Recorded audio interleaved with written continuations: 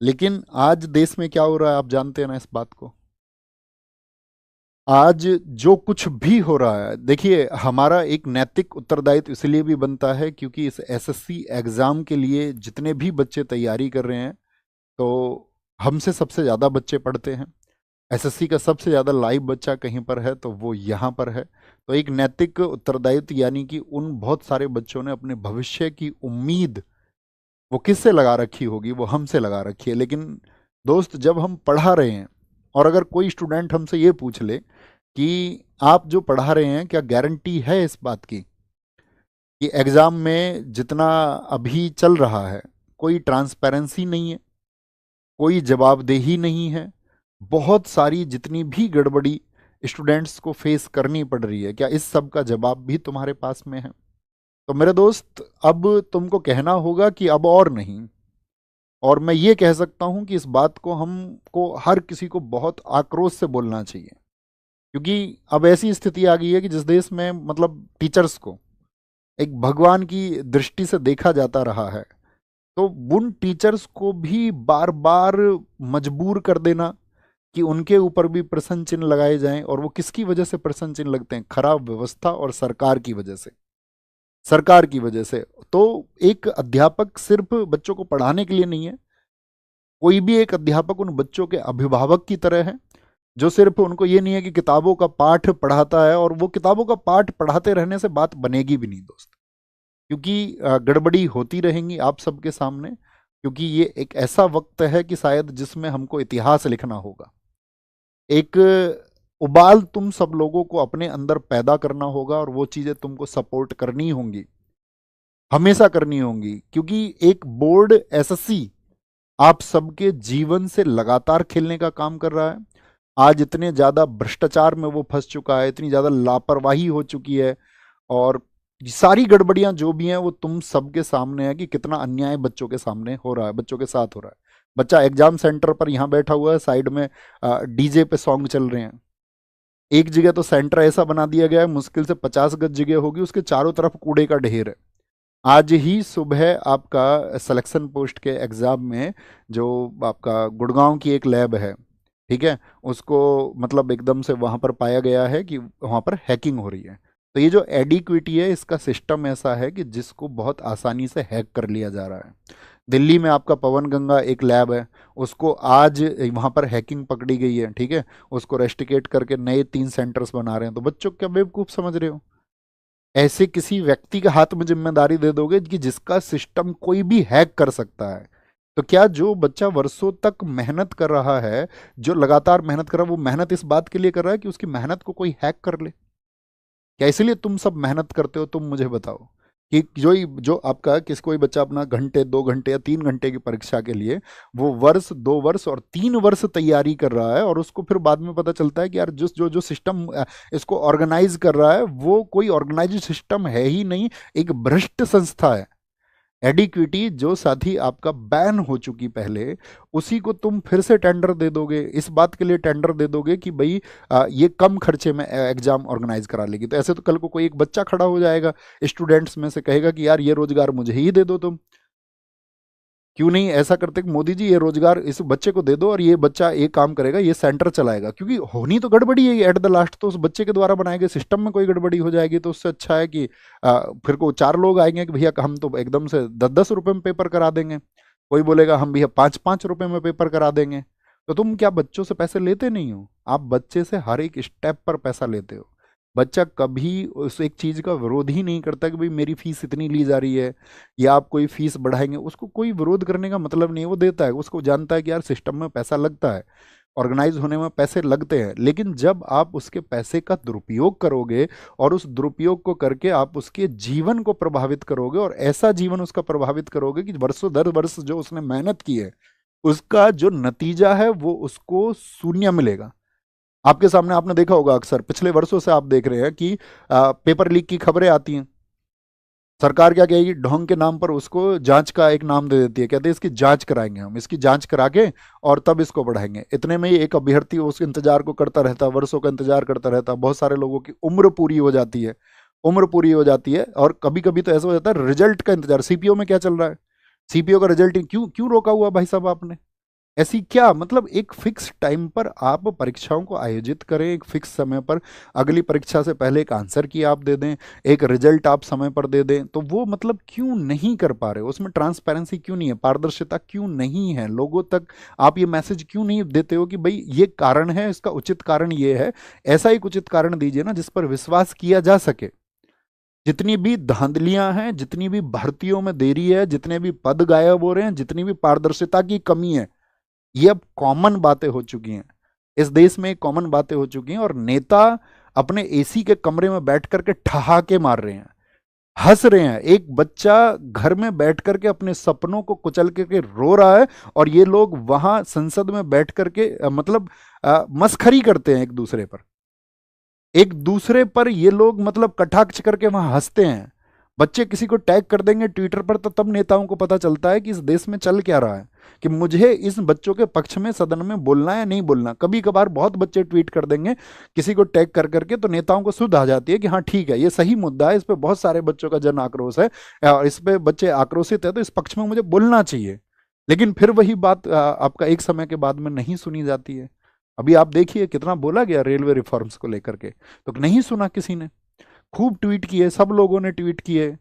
तो हम सिर्फ एक सवाल पूछना चाहते हैं कि क्या ये मतलब ऐसे न्यू इंडिया को हम चाहते थे? क्या ये सही में न्यू इंडिया है जहां ऐसी स्थिति आ गई है कि सात छात्र वर्ग इस देश में सड़कों पर बैठने के लिए सोच रहा है, जहां पर छात्र हर पल ये सोच रहा है कि मेरा भविष्य सुनिश्चित होगा भी या नहीं भी होगा? क्या जो मैं तैयारी कर रहा हूं इसको एक दिशा मैं दे भी पाऊंगा? क्या मैं सफल हो भी पाऊंगा? क्या इसी न्यू इंडिया की संकल्पना हम करते हैं दोस्त? आप बताइए मुझे। क्योंकि आप परीक्षा नहीं ले रहे हैं सिर्फ, और परीक्षा लेके उसके बाद में जब बच्चा धांधली, हैकिंग, किसी भी फर्जी कोई भी एंट्री करा लेना, पैसे वाले बच्चों की, कहीं पर भी ये सुनने में आया, कहीं पर भी आपका किसी खराब व्यवस्था को आप लोगों ने जिम्मेदारी दे दी बिना किसी जांच पड़ताल के। क्या ये एक बच्चे के विश्वास का कत्ल नहीं है? जो विश्वास वो इस देश के प्रति रखता है, इस देश के उन सर्वे सर्वाओं के प्रति रखता है कि हाँ वो लोग हमारे लिए कुछ सोचेंगे, क्योंकि हम इस देश के बच्चे, हम सुनते आए कि जिस ओर जवानी चलती है उस ओर जमाना चलता है। लेकिन ये भारत क्यों नहीं चल रहा है उस जवानी के लिए? ये भारत के नेता क्यों नहीं तड़प रहे हैं उन जवानों के लिए कि ये वही लोग हैं जो कल सिस्टम में बैठेंगे, यही लोग हैं जो इस देश को सुधारने का काम करेंगे, और इनको एंटर कराने के लिए जो व्यवस्था है वो एकदम से भद्दी व्यवस्था है। क्योंकि ऐसा नहीं है ना कि कोई भी छात्र जिस भर्ती को पास करके जाएगा, भर्ती होगा, कल को उसको सिस्टम चलाना है ना आगे। अगर आप उसको पहले ही इस देश की व्यवस्थाओं के बारे में इतनी उसकी मानसिकता को या उसकी मन में ऐसी चीजों को आप घर करा देंगे कि इस देश का तो सिस्टम ही ऐसा है, तो क्या वो उस सिस्टम को नहीं स्वीकारेगा कल?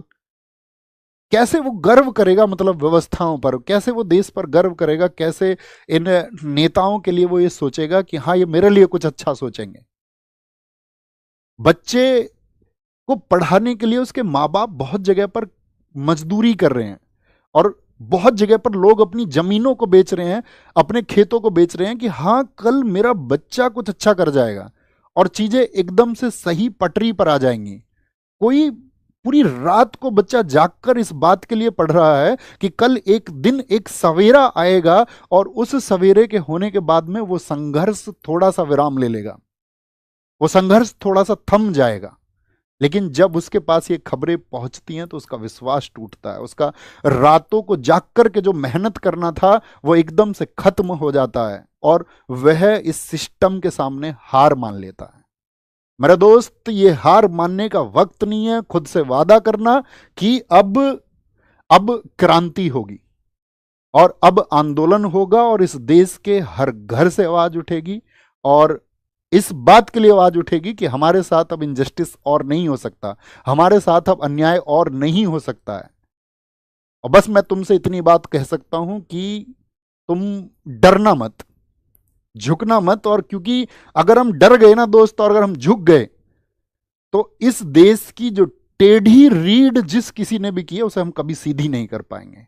और ये छात्र वर्ग है, ये जवान वर्ग है, जो इस देश की नेताओं के द्वारा जो, या सिस्टम के द्वारा, या खराब अधिकारियों के द्वारा, भ्रष्ट अधिकारियों के द्वारा जो टेढ़ी रीड की जा रही है, उसको हम सीधा करेंगे और मिल के करेंगे। मैं व्यक्तिगत तौर पे कहूं कि मेरा जीवन तुम सबकी वजह से है।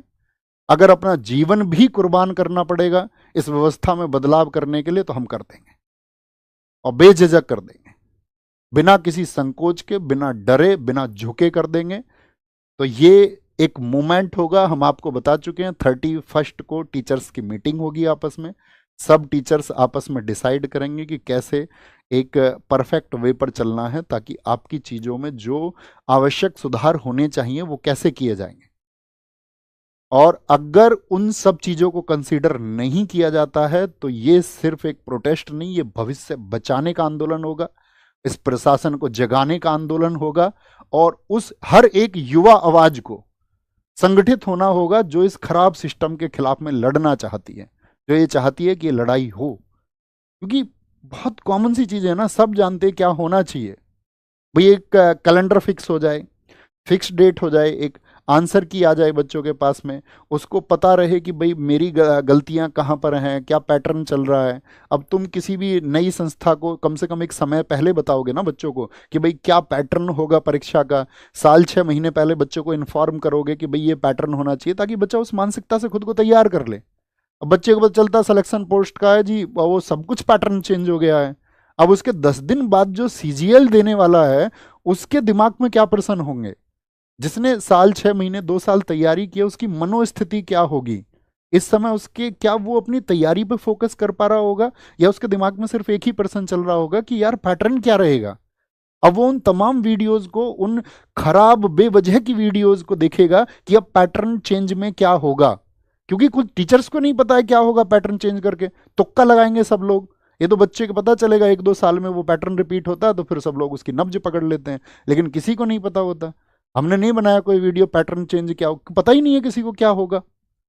पारदर्शिता बिल्कुल नहीं है, समय पर रिजल्ट बिल्कुल नहीं है, पेपर लीक्स तो खबरें आती रहती हैं, आप सब जानते हो। लेकिन ऐसी एक संस्था एडिक्विटी को जिम्मेदारी दे देना, जिस पर हैकिंग जैसी चीज़ों की शिकायतें, या ये पता ही नहीं चल रहा है कितने बड़े स्तर पर हैकिंग है, कौन लोग किसको बेच दे रहा है, क्योंकि उनका जो सॉफ्टवेयर वो आसानी से हैक हो सकता है। और एक सस्ती और रद्दी, भ्रष्ट, अगर मैं ये कहूं कि जिस पर भ्रष्टाचार प्रूव हो चुका है, एक खराब संस्था, उसको ये जिम्मेदारी दे दी गई है आपके भविष्य की। और मतलब बहुत सारे मुद्दे हैं जिन पर बातें होंगी। अंत में सिर्फ इतना कहूंगा कि अगर तुमने आवाज नहीं उठाई, तो तुम्हारी जो अगली पीढ़ी है ना, वो कभी मतलब कलम तो नहीं उठा पाएगी, उसको लाठी उठानी पड़ेगी।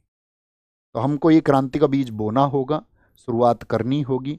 हम सबको अपनी आने वाली पीढ़ियों, अपने खुद के भविष्य को बचाने के लिए साथी एकजुट होकर के एक आवाज उठानी होगी।